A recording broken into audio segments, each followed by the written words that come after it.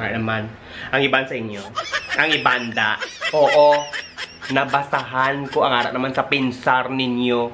Mambak mo ba na nga tambok? Iya naman din suyaan. Anay nga tambok? Ila naman na ginahimo-himuan sang kung ano-ano nga istorya. Mayo na siya niya, na nagapangita sang kinawala iya. May ubra siya, di pa siyang ibang nagahulat lang ka naganganga. Oo. Okay? Okay na? Pasensya. Okay na tanan?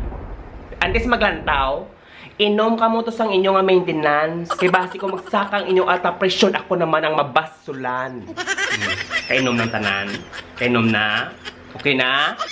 O, padayon nun ta. Gani partido PPP, pongko, plastar, pamate. Kaya karpado manong bata na. So mga adlaw, akon sabton ang tanan ninyo nga pamangkot. Ang inyo ginapangaligban. Una, nga ginapaligban. Nga kalawig sa niya ginawa sa dalom sa aquarium. Halos talaga pamangkot. Nga kalawig sa iya nga pagginhawa biskan ara sa dalom sang tubig. Simple gid lang. Kay man, iya gintulo ng oxygen tank.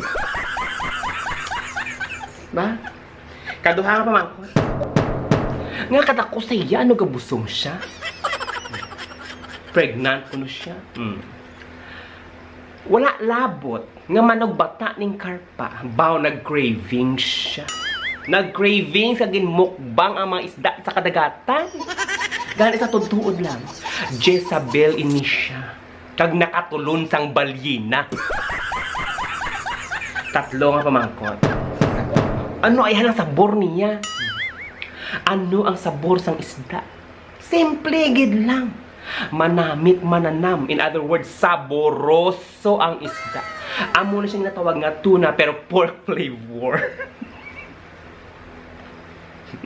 Tuna pero pork flavor. Kaapat na pamangkot.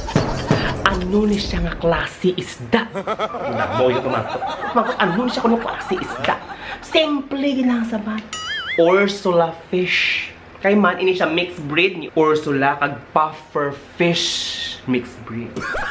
Kay man, kung sa kadutaan may tangki di gira, sa kadagatan may tangki di butiti. Pero bilib ako nga kalawis ang iyang ginhawa.